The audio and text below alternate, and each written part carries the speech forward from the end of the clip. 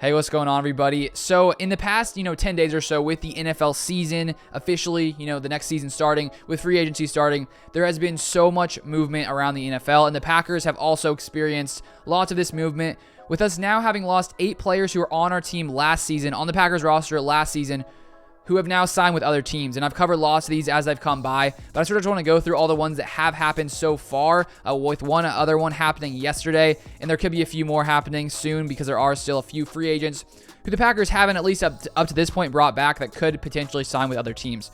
So I think first off, the biggest one that has happened has, of course, been Davante Adams leaving, traded to the Las Vegas Raiders for a first and second round pick, signing a 5-year, $140 million contract. And of course, the second that happened, I was shocked. I did not see that coming. It later came out that Davante has been wanting to be traded to the Raiders, since around when the season ended. And so I really didn't see that coming. I thought with the Packers franchise tagging him, I thought maybe in the next few months they would get some kind of deal done. Obviously, that is definitely not the case with Davante now being on the Las Vegas Raiders. And then moving on as well when it comes to receivers, we just lost MVS, which I covered yesterday on the channel.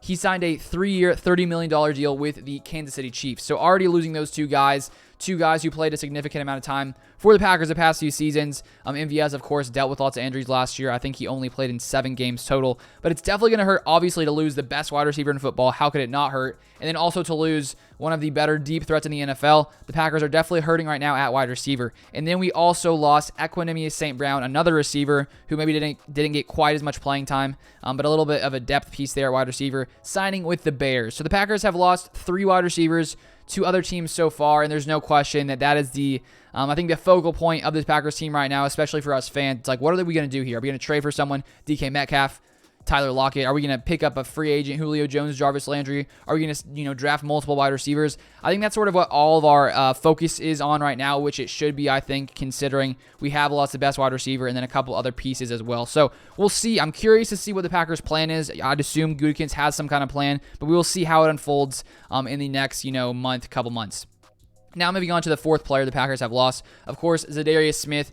The Packers decide to release him. He ends up, first it looks like he's signing with the Ravens, ends up not working out. He ends up coming back, making much more money, signing with the Minnesota Vikings, decides to stay in the NFC North, which, I'm not too happy about that he's going to be here, facing off against the Packers 2 games a year, which is sort of unfortunate, but he signs a 3-year, $42 million deal with Minnesota Vikings. And of course, this made sense. The Packers let him go just because the amount of cap savings, $15 million in cap savings, with us having Preston Smith or Rashawn Gary, it made complete sense that the Packers were going to let Za'Darius Smith go.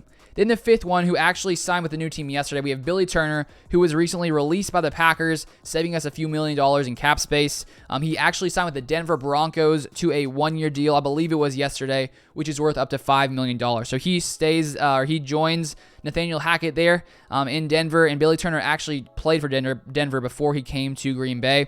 And last year, Billy Turner played a good amount of snaps for the Packers, 810 snaps at right tackle for the Packers in 2021. And then staying there at offensive line, we also, of course, lost Lucas Patrick to the Chicago Bears. And Lucas Patrick last season for the Packers played 822 snaps at center for the Packers in 2021. So we lose 2, I'd say, major offensive linemen who played lots of time for the Packers last season, especially with them having so many injuries. Of course, with the Packers, drafting center rookie Josh Myers last year, him going down, dealing with injuries, pretty much a majority of the season. Lucas Patrick really filled in there at center. So hopefully Josh Myers will stay healthy this next season. And of course, losing Billy Turner at right tackle, that's definitely, I think, going to hurt us a little bit.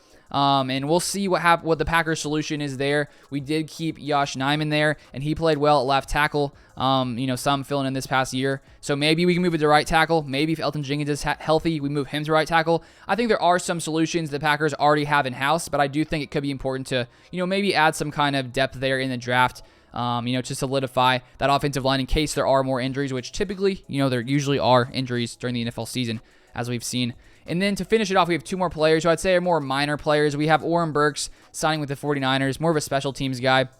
And then we have Isaac Yiadom, who was waived by the Packers in January, signed with the Texans recently. So he didn't really do too much last year for the Packers. He played a little bit before Rasul Douglas came in here, and Rasul Douglas sort of, took that role right away coming in here for the Packers. And so even though we have lost 8 players, some pretty big names, Davante, MVS, Za'Darius, Billy Turner, a lot of big guys for this Packers, we have been able to bring back Devondre Campbell and Rasul Douglas, which I think just solidifies this defense and really gives us even more to build upon coming into next season. Also, of course, adding Defensive tackle from the Chiefs, Jaron Reed, who seems like he's going to be a great addition. I saw Kenny Clark tweeted out that, like, man, we got Jaron Reed. He was excited about that, pumped about that. So I'm really excited to see what this Packers defense is going to do this next year, getting to retain lots of, I'd say, the key guys there. We didn't really lose, I mean, all those guys that I mentioned right there, besides Za'Darius, who didn't really play much last year, pretty much played on the offensive side of the ball, besides a couple guys who, didn't play too much. But it's going to be exciting to see what the Packers do on defense. I think they have the potential to be one of the better defenses in the NFL.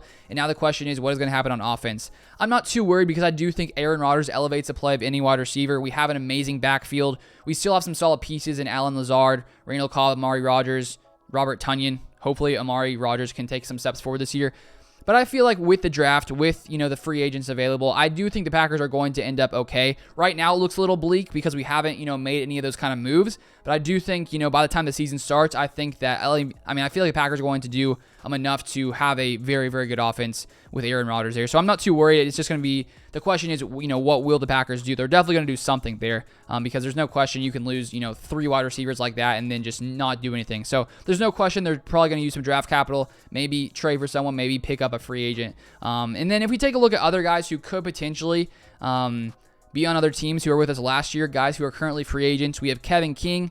We have Shannon Sullivan, who actually just met with the Vikings yesterday. And I think with the Packers, bringing back Rasul Douglas and now having Jair Alexander, Rasul Douglas, Eric Stokes, it makes sense that Shannon Sullivan, may go elsewhere because I still think he's a pretty solid player. I think that he definitely could start on another team there in the slot, and so it would make sense if he signs elsewhere as well. We have Dennis Kelly, who played a good amount of right tackle for the Packers, played pretty well this past season. Who knows if they'll bring him back? Tyler Lancaster on the defensive side, and then Corey Bojorquez, who will not be returning. We, of course, added punter Pat O'Donnell from the Chicago Bears. So lots of changes happening for the Packers in these past couple of weeks. We'll see if there are, even more changes to come. I'd assume the Packers will add some more free agents. We will see, but I'll keep you guys up to date on all those things. So if you haven't turned on the notifications for this channel, feel free to do that right now. So that way, anytime I make a video, you get notified right away on your phone. But thank you guys so much for watching. As always, I hope you guys have a great rest of your day, and I'll see you guys next time.